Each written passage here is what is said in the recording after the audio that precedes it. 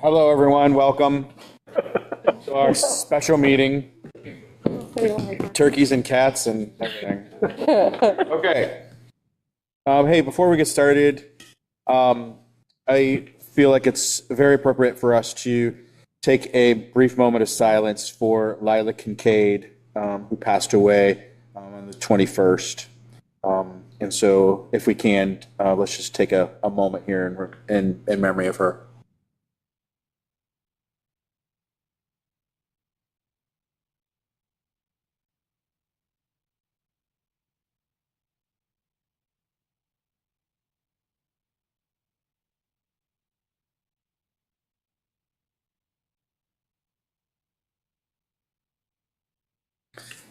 Okay, thank you.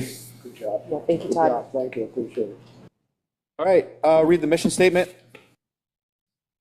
New Philadelphia City Schools will provide all students the opportunity to achieve their highest potential, to become educated, self-sufficient, and responsible citizens. We are committed to providing every student a diverse, quality education within a safe and secure environment through a dedicated, innovative, and highly qualified staff in partnership with parents and the community at large. We stand and say the Pledge of Allegiance. I pledge Allegiance to the flag of the United States of America and to the republic for which it stands, one nation, under God, indivisible, with liberty and justice for all.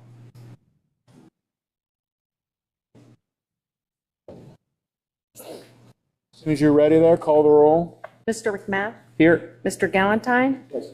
Mr. Ricklick, Present. Mrs. Schrock, Here. Ms. Fontana. Here. We have a quorum. Do I have a recommendation to approve the agenda of the Special Board of Education meeting? So move. Do I have a second? Second. Any additions or deletions? Call the roll. Mr. Ricklick, Yes. Mrs. Schrock. Yes. Mr. McMath, Yes. Mr. Galantine, Yes. Ms. Fontana. Yes. Motion carries. Treasurer's report. Okay, let's start out with the 5-year forecast.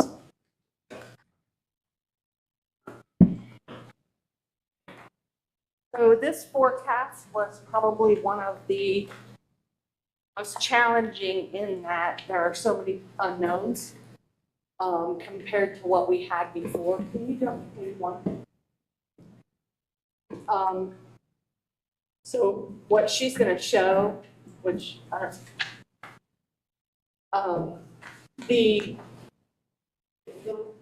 what we have here is our expenditures are pretty well known. In the employee and retirement, our insurance benefits increased in 2025 by 13%. And then each year thereafter, that would be an unknown, so I've planned for 8%. After this year, our negotiated agreement will be done, so we'll go into negotiations. So for 26 through 29, I've planned for a 2% staff increase each year thereafter. I'm sorry, where's that, Julie? Under personal services, right here is salaries, and salaries pretty much this year are known. Going forward, those would be 2% each year.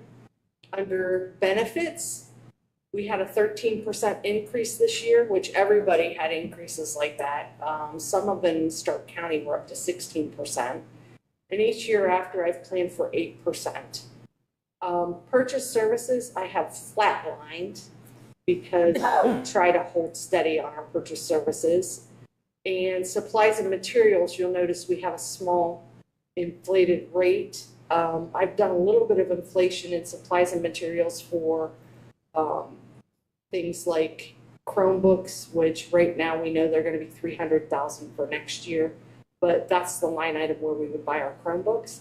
And then capital outlay, we buy one bus each year. We buy 2 buses each year, but one out of our permanent improvement fund, one out of the general fund. And so there's one bus built in here at about $130,000 each. And we have $70,000 in tech updates. And then we'll have multiple other things that we'll have to do that are capital outlay. The reason I did expenditures first this year, I typically start with revenues, is because revenues are where the question marks are. So, I have a question about expenditures. okay, go ahead. So insurance, you said it went up 13%. Yes. What was the increase last year? Last year was, I believe, 6.2%.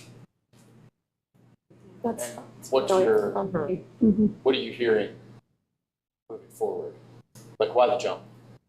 Because, well, I'll tell you, I belong to, everything's through NFP, which I go to those meetings occasionally. I don't go to all of them, but one of the things that jumped this year was the wrap back for COVID. Because claims are still hitting from COVID. During COVID, people didn't go to the doctor. And now we're just getting like multiple claims from that. That's one of the reasons why I put in 8% going forward, is because it's kind of a question mark as to what we're gonna have for increases going forward. And everybody's experiencing it. Like So I you said, built 8% for Yeah. next. 8%. And we have had a couple years where it was 0%. We had a year where it was down to like 4.1%. So it does fluctuate. Yeah. I think I will know better in May with the May forecast. By then, I'll probably know exactly what the increase will be. The issue this year, though, is our revenues. Does anybody ever have any other questions about expenditures? Okay. Our revenues. So if you did a lot of the, any of the financial meetings at Capitol Conference, the big topics were our unrestricted grants and aid and our property tax. Because property taxes in every county are skyrocketing, and they're trying to figure out what to do to kind of stop that for people. One of the things that they're talking about doing is increasing the homestead for the elderly, so that they kind of get a freeze on their taxes. I like that, I like that. Yeah, yeah. Danny It's- Cap's all You for that. pointed that out, I don't think there's anything being legislated, not to my knowledge, you know of anything. They're the ones with all the money. No, our wives are the ones. But the problem, so there's a couple problems with our unrestricted grants and aids. And that is this line 1.035.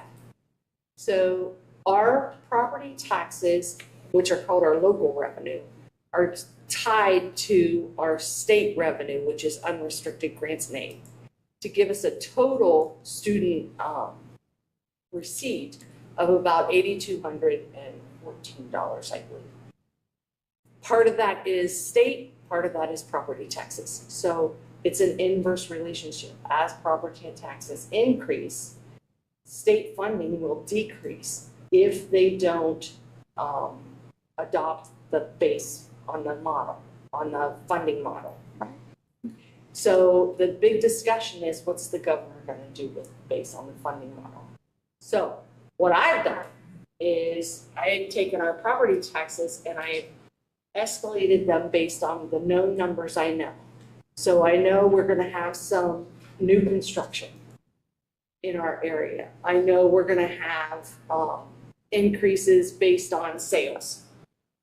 So I've gone ahead and increased them, and then you'll notice in 2028, there's a drop, and that's because if you go down to the bottom of your page at line 11.01, that's where we'll have another levy to renew. That's one of our emergencies that'll need renewed, and that'll renew, half of it will be 2028, the full value will come in 2029. So that's the decrease in property taxes. The big issue is in the unrestricted grants and aids, because I don't know what the governor's going to do with that. It's supposed to phase in at 83%, the next phase in for funding. I met with everybody in the county, the treasurers in the county. I also met with Forecast 5, which is our software group. And all the treasurers in the county decided to just use what was phased in this year at 66.67%. So I've done that in all future years because we don't know. We think that because the state doesn't have a lot of money, that they're going to freeze and they're not going to give us the money that was supposed to come to us. This next line down When is we know. when will we know? When the governor adopts the next budget, which is usually in July. So you it's- won't know by May. No. May's still gonna be a question mark. I mean, we might have a general clue what they're talking about, but it's gonna be a question mark because they change it clear into July. So we flatlined that. The next thing that's in question is the restricted grants and aids. And if you look at 2024 and look to 2025 in our restricted grants and aids, you'll see about a $1.7 million increase. So what happened was there are disadvantaged pupil funds. Because we went with CEP, the formula increased anybody that went with CEP, which is our free and reduced lunch, it increased our disadvantaged pupil funds by $1.7 million. But it did that for 90 school districts. So we know that they're gonna change it. Yeah. We know they're gonna change it. They can't afford it. Mhm. They I think, I talked to Dover, I think they got $1.9 million. If you figure 90 school districts got that kind of money, they're not gonna, they have to make an adjustment. They just do. So what I did in 26 and beyond, I put that back to the 24 levels. So I'm showing what we're gonna get for sure in 25, but I'm bringing it back down in 26 and beyond. So the revenues, there's a lot of question marks in my revenues. And there are things that I just can't nail down like I've been able to in the past. Does anybody have any questions on that? I'm going to show this to you. If you'll jump to page 7.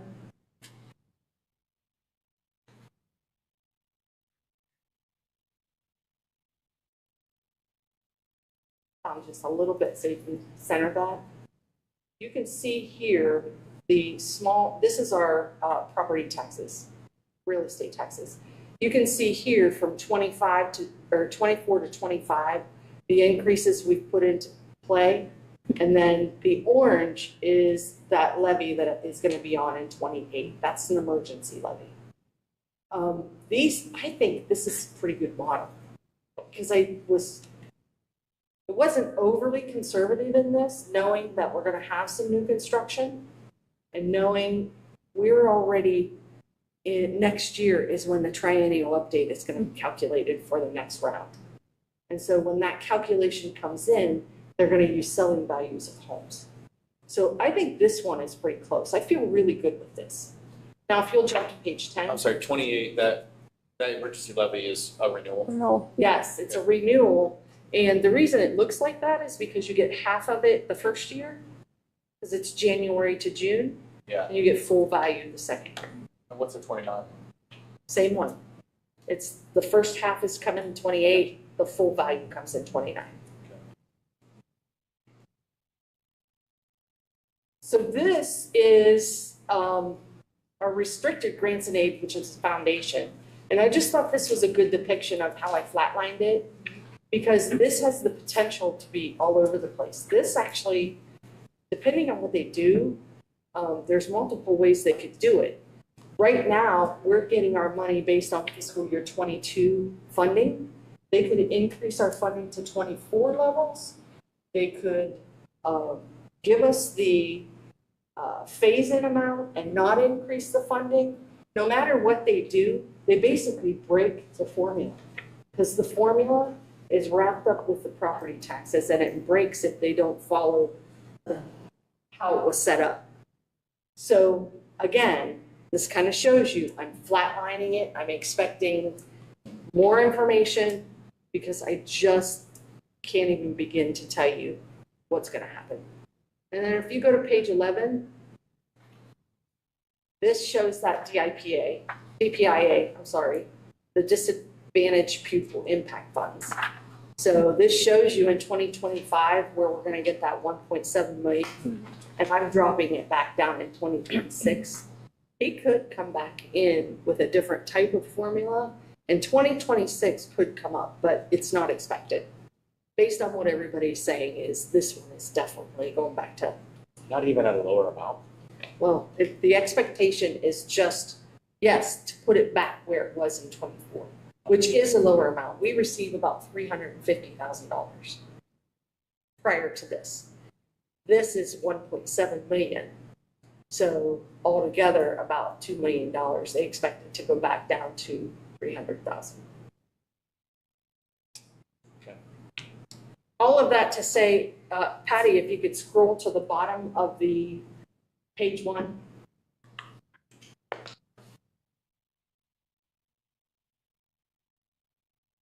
This is where our forecast lands. So at the end of 2029, again, with all the question marks in here, we're at a negative $6.4 million. Does anybody have any questions? So how does passing a bond affect that? Did you do any calculating with that? Passing a bond doesn't affect, because this is general fund and a bond is a fund It would too. affect operating, right? It doesn't affect our money. Passing a bond will not affect the money in the 5-year forecast. It's a different fund. This is general fund. Am I correct in understanding the bonds for a build, to build facilities? Yes. And that permanent improvement levy piece is to operate that building, the maintenance and that of the facility? Okay. Okay, but then if that's the case, then at some point, it's gonna cost us less to do that. It's gonna cost us less. At some point, we anticipate that there's going to be savings. That Yes. can't be. I'm sorry, is that your question? Yes. So passing the bond, there would be multiple savings.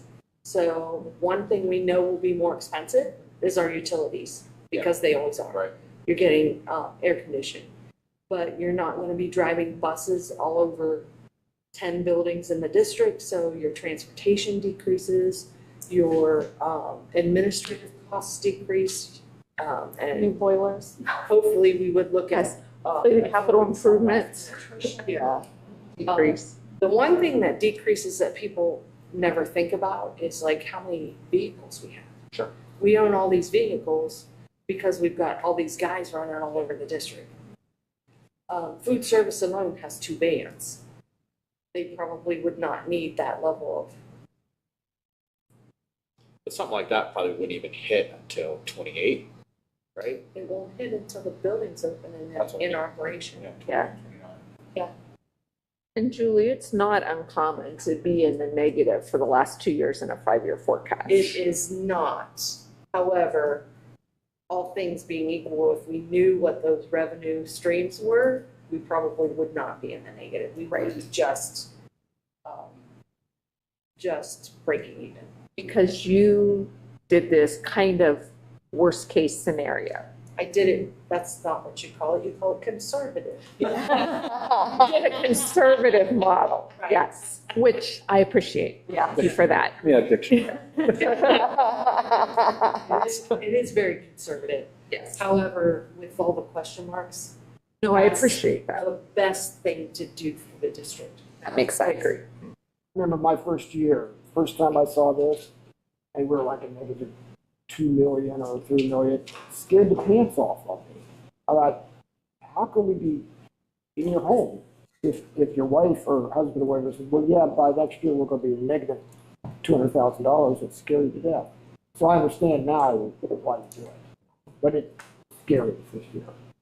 It's conservative, and by law, we have to have 3 years positive. So if you'll notice, this will pass because this is 572,000. 1 year, I wasn't watching that bottom line close enough, and I had a negative $50. $50. And the state sent my 5-year forecast back and said it was no good. So.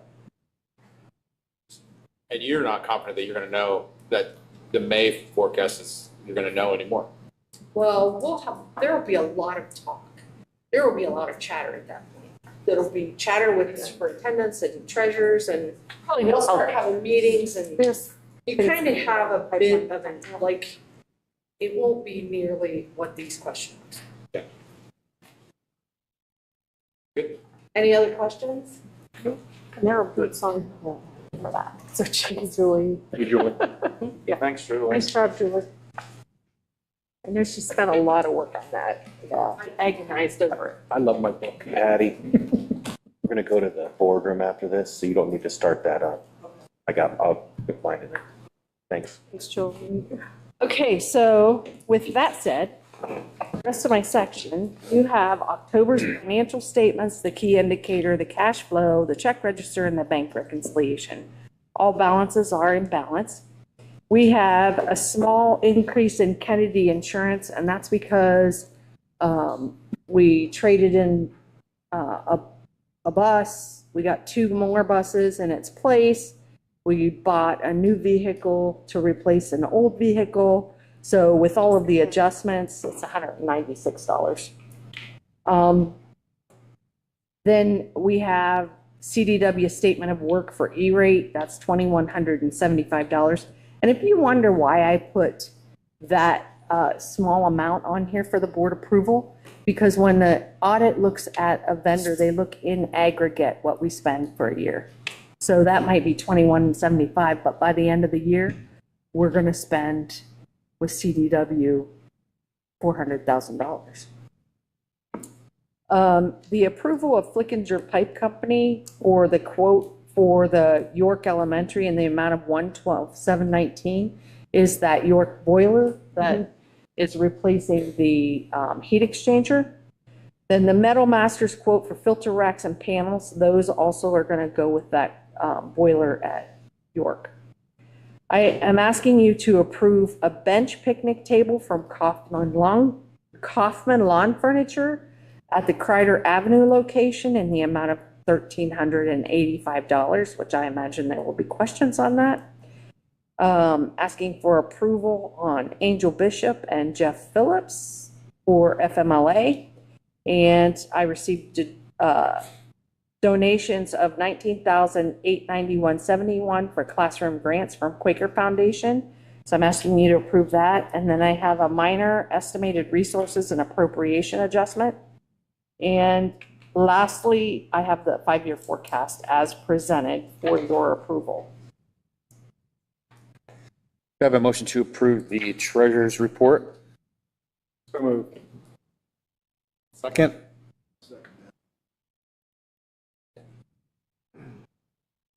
Any further questions or anything for Julie? Sure. Talk to us about the bench. Yeah, so we have an agreement with the city for Kreider Avenue. There's a walking trail on Kreider Avenue. And our maintenance crew and city's maintenance crew maintain it. We, in our agreement, it says we'll set aside $5,000 a year for needs for that area. We've never spent anything. And they've requested that we put a picnic table out there. The trash cans and all the other things the city has placed, so. How did that agreement come to be? As what? Because there's nothing really, I mean, just out of curiosity. Well, I think it's great. I our like going out there. Science department likes to take students out there and go and do science type stuff. And one of our former custodians who was very, very active with the district lives near there, and he takes care of it and asked that we do this agreement. He went to the city, he came to New Philly, and it was agreed by the prayer board.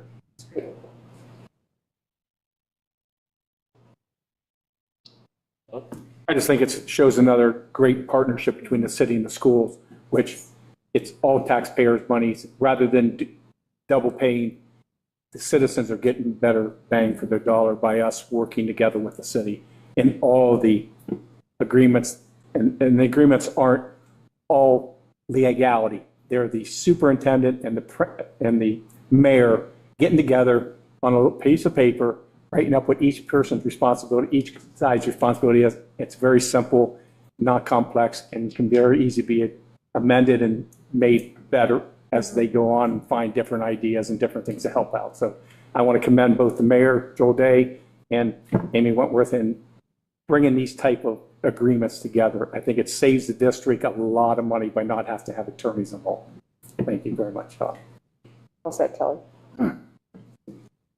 Anything else? Call the roll.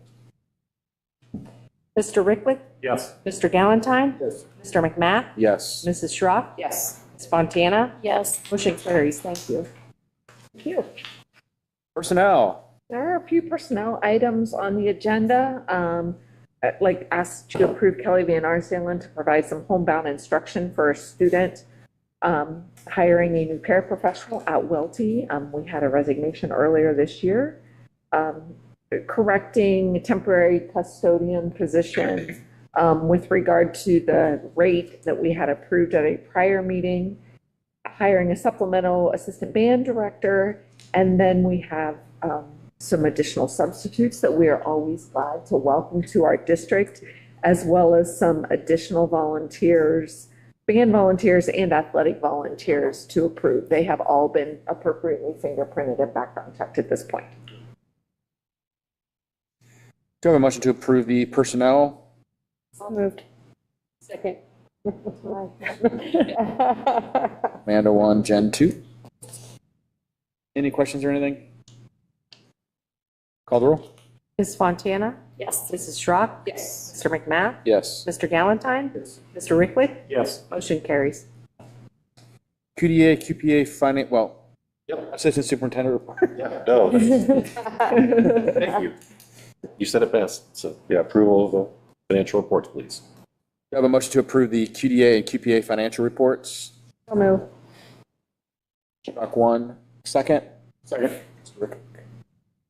Any questions or anything for Mr. Williams? Call the roll. Mrs. Schrock? Yes. Mr. Ricklick? Yes. Mr. McMath? Yes. Mr. Galantine? Ms. Fontana? Yes. Motion carries. And do I have a motion to adjourn? So moved. I was going to say, Kelly, that's you. Second. Call the roll. Mr. Ricklick? Yes. Mrs. Schrock? Yes. Mr. McMath? Yes. Mr. Galantine? Yes. Fontana? Yes. Motion carries.